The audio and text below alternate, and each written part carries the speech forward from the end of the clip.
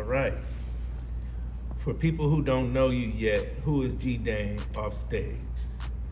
GDane off stage it's the same. It's the same individual in actuality.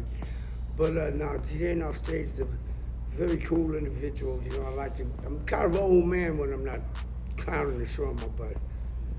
I'm a good guy. Hard to believe, but I am. Trust me. I believe in people. I believe in, we are one as human beings, especially in this comedy world, y'all. Get unclicky and get with this and let's get this money. That's an easy call. For sure. When did you realize you were funny and not just in the classroom funny, but actually talented? It's funny. I've been in entertainment so long, from acting to dance to singing to training all these things, but I've been funny all my life. It was actually Rep Tone of LA. His name was Rep Tone. He had a Roller was his management company, and comedian Roz Washington, had magic wheels. So I went a couple times, and I just came back in town from Vegas, and I went a couple times. I actually got forced into this, you guys. So I'm there, and I'm outside with a mom or whatever, and they're about to shut it down for dancing, and says, "Hey, you guys want to see one more comedian?" I'm not thinking anything about it. They call my name. "Hey, where's GDane? Where is he?" I'm thinking, no, I'm going like this. No. Rep Tone said, "Just talk for 3 minutes."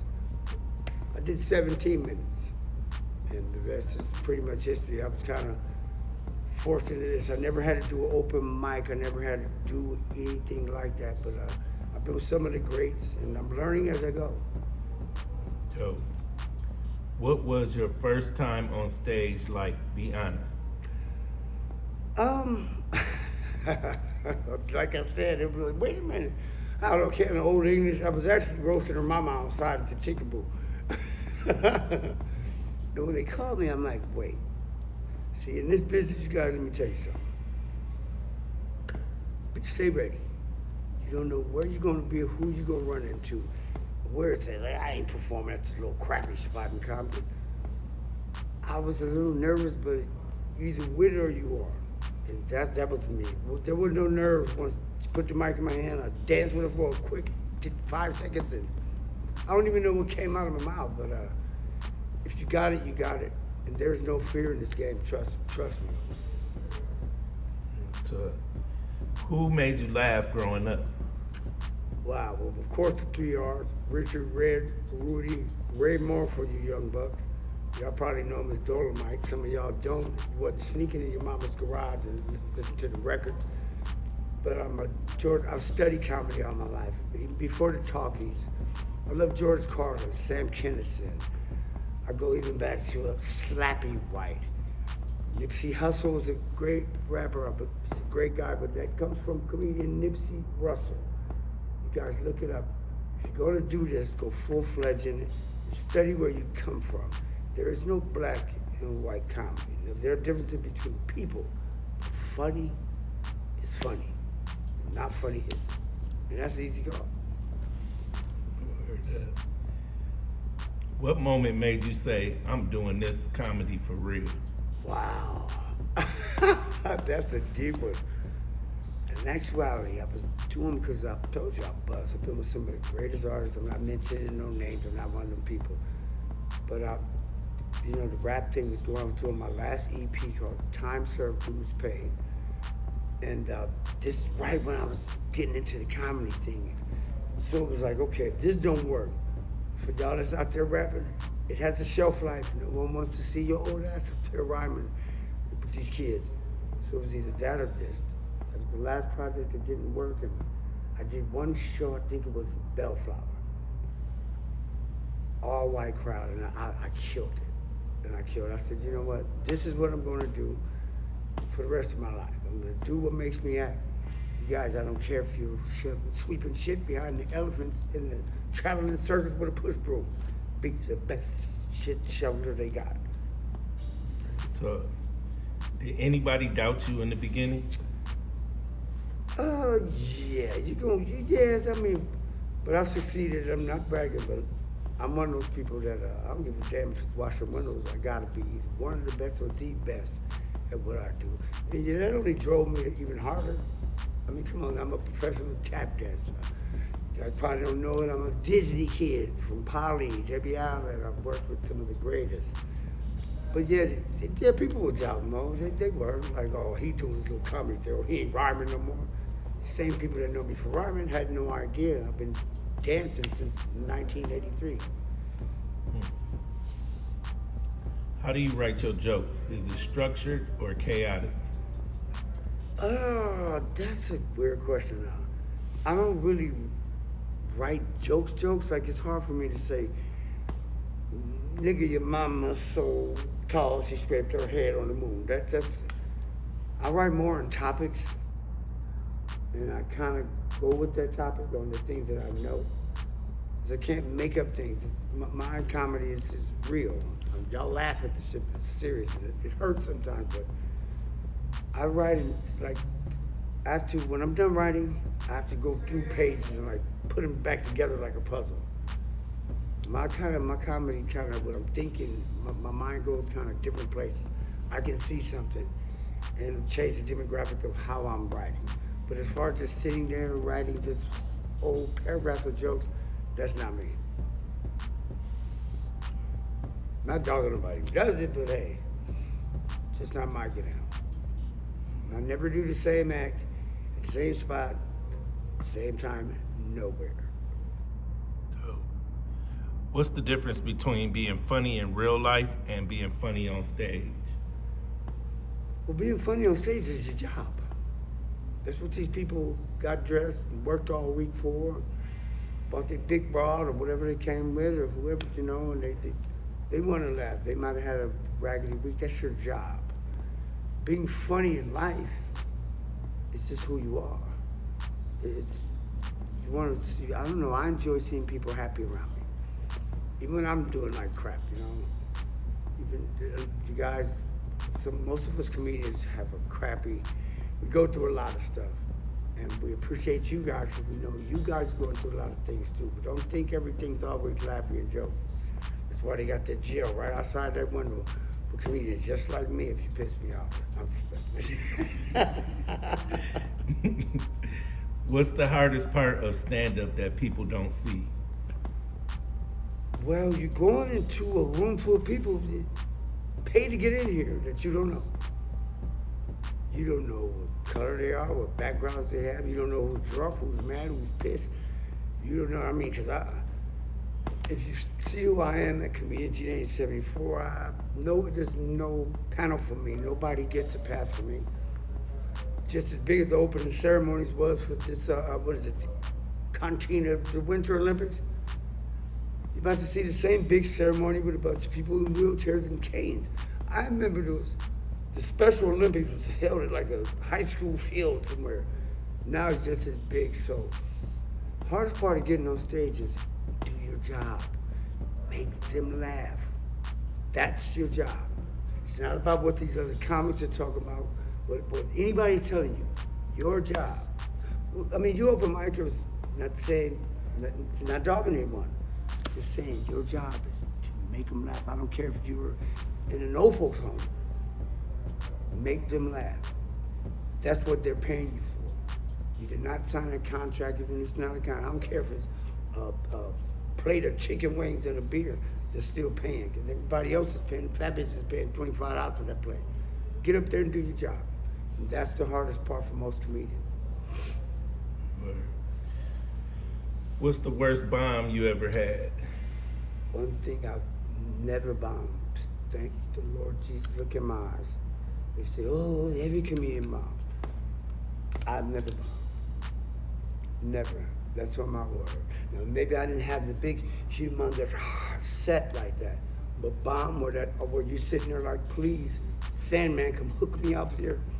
Never had that because I get to shows a little early sometimes so you can analyze your crowd.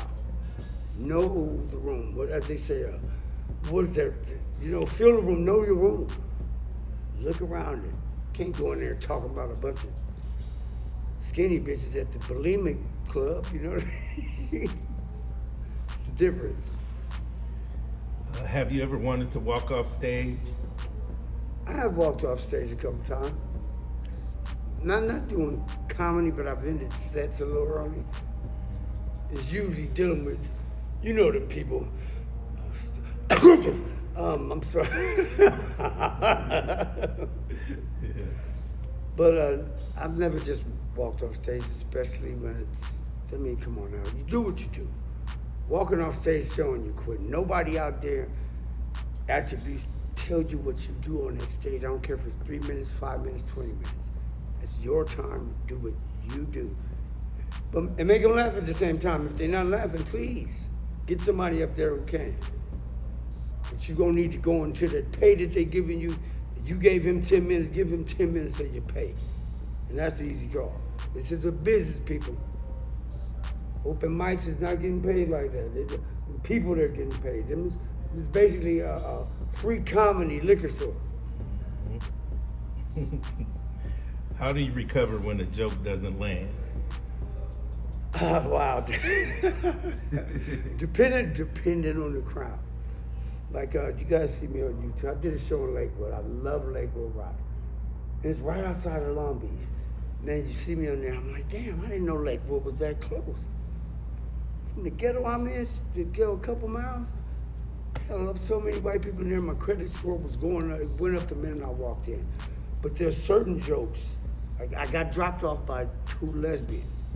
And it happened, it was windy, so I peed in Lakewood, I don't want to be seen, so I peed on the back of her car, and I guess the wind blew it.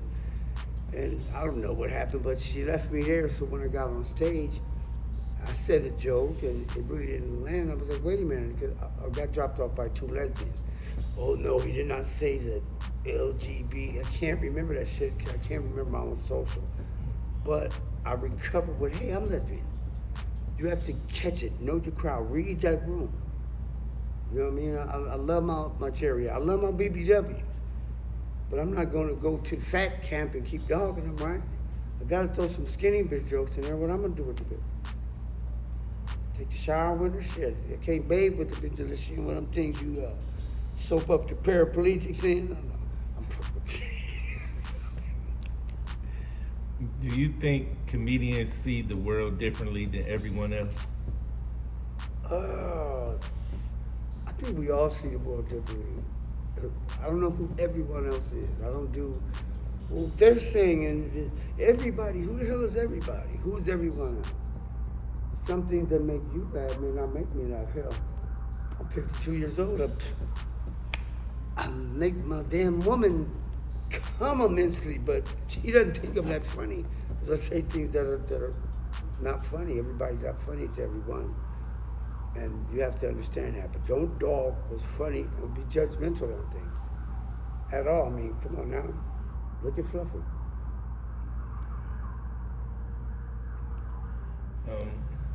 Is comedy a gift or a survival skill? It's actually both. It's actually both. For me, it wasn't a survival skill. I believe it was just a gift. Because everybody, my mom was ignorant. We all come from a small family from the Bahamas. On trip ice, I'm legal. But it's a gift, but at the same time, for some people, like big people, you want to be the funny fat guy. You know what I mean? Or skinny people, it's like, oh, he's the bony. You know, some people run from that or can't take say you're having a conversation with a person, you ask them something personal, and they try to divert to funny. It's a survival skill, but reality is reality. And getting on that stage is not a survival skill. It's funny or it's not. You choose. What pain has fueled your humor? You trying to get me banned. Mo trying to get me banned, y'all both. I feel the pain. I feel the pain of the disenfranchised, the midgets, let me stop, the Shriners kids, the child, marginalized. No, you edit all these. Crop foot, hair lip, alopecia, fat people, BBWs, it don't match your legs. The Mexican, I mean, Mexicans really shitting on you black chicks right now, but baby, you shouldn't have an ass like Beyonce and legs like these. It don't go. But I don't know. What fuels my comedy is the world, man. Every day that I step outside, that's why people say, well, I do this every day. Step outside. Your material's right there. It's right there. You're going to see something that's funny. And whether it's hurtful funny or I don't know the difference. And remember, funny to you ain't funny to everybody. And that's an easy call. Get your ass called off and checked her. What do people misunderstand about the grind behind comedy? I think they think it's really easy, first of all. God, he don't do nothing. Especially when you tell them that's your job. See, this is my job, people. This is how I eat.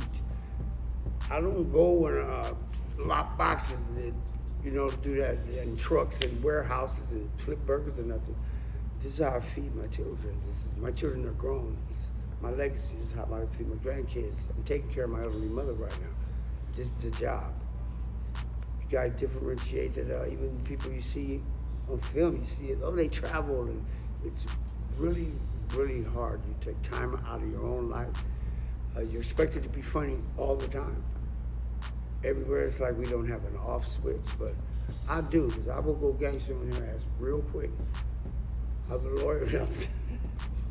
That's the difference, though. A lot of people think, and we're pulling on them, we don't know how to separate. If you don't know how to separate yourself from that comedian on stage, it will become a problem and a mental issue for you.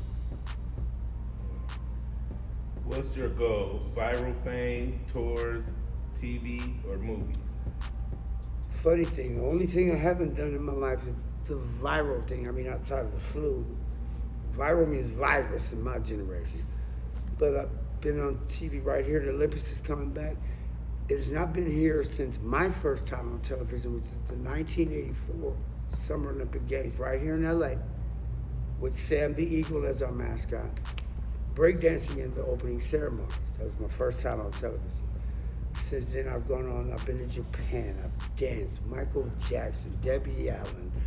I've sang with the best of them, rapped with the best, the Dog Pound. I mean, I don't like the name drop, but viral, I mean, a cat can fall off the roof and go viral.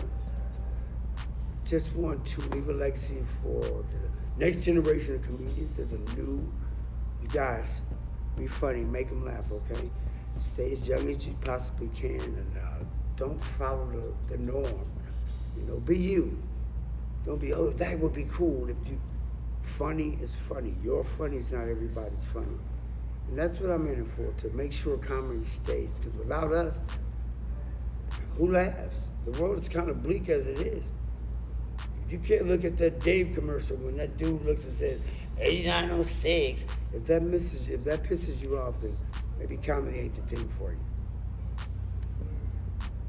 Is social media helping or hurting stand-up comedy?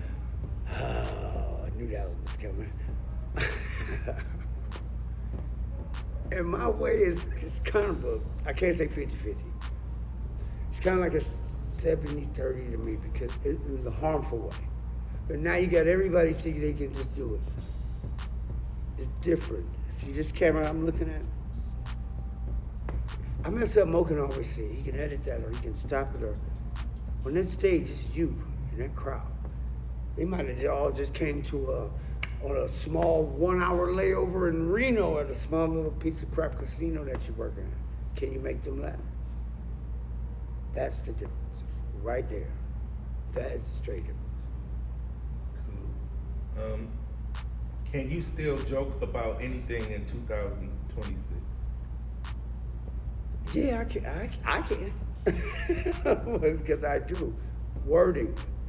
That's where education comes in, people. Proper wording. See, the English language is one of the hardest languages, and actually the hardest language in the world to learn. Because you got one word that means a bunch of other shit. Hell, hell is where the devil lives. Niggas step on your foot. What the hell? The word what, depending on your tone, means a lot of things. So I still say what I want to say. It's just how you direct the wording. I mean, LGBT, like I said, I can't remember on the social. I'm a heterosexual. mess with the same sex, that's a homosexual. That's how life is or it isn't. You're funny or you're not. You're hetero or that's to me. I have no problem. I've been in entertainment all my life. I mean, gay, straight, whatever. Let's get this production down and get this money. What you do at home is your business. As long as you're not fucking up this production, and that's on Fireproof film. Easy go. Good. Where is the line between funny and offensive?